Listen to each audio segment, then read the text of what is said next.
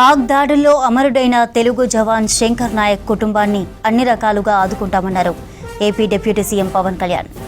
AP Sri Satya Sai జిల్లా కల్లితాండాలో జవాను మురళీ నాయక్ అంత్యక్రియల్లో పాల్గొన్నారు పవన్, మంత్రులు. జవాన్ కుటుంబానికి 50 లక్షల ఎక్స్గ్రేషియా ప్రకటించారు. ఆయన స్మారక చిహ్నం ఏర్పాటు చేయాలని నిర్ణయించామన్నారు. జిల్లాలో కాంస్య విగ్రహం ఏర్పాటు చేస్తామన్నారు.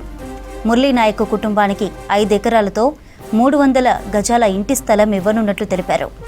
కుటుంబంలో ఒకరికి ఉద్యోగం ఇచ్చేందుకు నిర్ణయించారు. కార్యక్రమంలో మంత్రులు నారా లోకేష్, అనగాని సత్యప్రసాద్, అనిత, సవిత, ఎమ్మెల్యేలు పాల్గొన్నారు. పాకిస్తాన్కి అండగా ఉన్న ఈ టెర్రరిస్ట్ క్యాంపుల మీద దాడులు చేయడం, స్ట్రైక్స్ చేయడం జరిగింది. వారి ఉగ్రవాద శిబిరాలని ధ్వంసం చేయడం జరిగింది. దానికి కంటిన్యూటీగా యాక్షన్ పాకిస్తాన్ కూడా మనకి కాల్పులు జరపడం, వీటి సరిహద్దుల్లో ముఖ్యంగా 5 రాష్ట్రాల్లో చాలా తీవ్ర చాలా ఉద్విగ్నతతో కూడిన పరిస్థితులు ఏర్పడ్డాయి.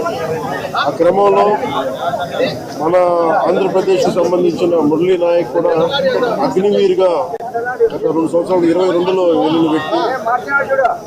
మన తల్లిదండ్రులతో మాట్లాడుతూ ఉంటే ఒకటే చెప్పాను, నేను దేశం కోసమే పుట్టాను, దేశం కోసమే చనిపోతాను అనేది పదే చెప్తా ఉన్నాడు. ఎందుకు నాయన మనకు ఆ ఉద్యోగాలను తండ్రి అంటున్నా కానీ, లేదమ్మా నాకు రైల్వే ఉద్యోగం వచ్చినా రైల్వే ఉద్యోగానికి పోలేదు, కేవలం దేశం కోసం పనిచేస్తాను, నేను దేశం కోసం చచ్చిపోతాను అన్న కమిట్మెంట్ ఉన్న వ్యక్తి.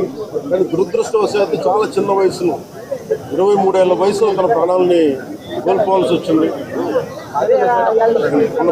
పదే మొన్న కూడా ఏం చెప్పారంటే, నిజంగా ఉగ్రవాదుల తోటాలు కానీ సరిహద్దుల యుద్ధాలు కనుక జరిగితే దాని పర్యావసనం, దాని ప్రాణాలు మొత్తం సమస్త బాలతోలు కనిపిస్తూనే ఉంటాయి, దాన్ని ఎక్కువ అవుతూనే ఉంటాయి. దానికి ఒక బలమైన ఉదాహరణ మురళీ నాయక్ గారి మరణం. చాలా బాధ కలిగించింది. 23 ఏళ్ళ చిన్న వయసు. మన ఎవరు భారతదేశంలో ఎవరు యుద్ధం కావాలని కోరుకోలేదు. ఎప్పుడు మన పరాయి దేశాల మీద యుద్ధం చేయలేదు. మనల్ని సంరక్షించుకోవడంలో మన యుద్ధం చేయని తప్పక పరిస్థితులు. అలాంటి పరిస్థితుల్లో దీనికి మొదటిది కారణం పాకిస్తాన్. సీజ్ ఫైర్ అన్న తర్వాత కూడా సీజ్ ఫైర్ని వైలేట్ చేసిన ప్రభుత్వం. అక్కడ నిజంగా చెప్పాలంటే ఒక బనానా రిపబ్లిక్. దానికి ఎవరు మాస్టర్స్ తెలియదు పాకిస్తాన్. వాళ్ళు చేసే అరాచకాలు, వాళ్ళు చేసే మనకి స్పాన్సర్డ్ టెర్రరిజం ఇండియాకు ఒక ఇబ్బందిగా తయారైంది. ఇది మన ముంబై దాడులు కావచ్చు, కశ్మీర్లో ఎథ్నిక్ క్లెన్సింగ్ కావచ్చు, ఇది ఒక రిపీటెడ్ మన కోయంబత్తూర్ దాడులు కావచ్చు, పేలుళ్ళు కావచ్చు, జామా మస్జిద్ పేలుళ్ళు కావచ్చు, గతంలో జరిగిన మనకి గోకుల్ చాట్ పేలుళ్ళు కావచ్చు.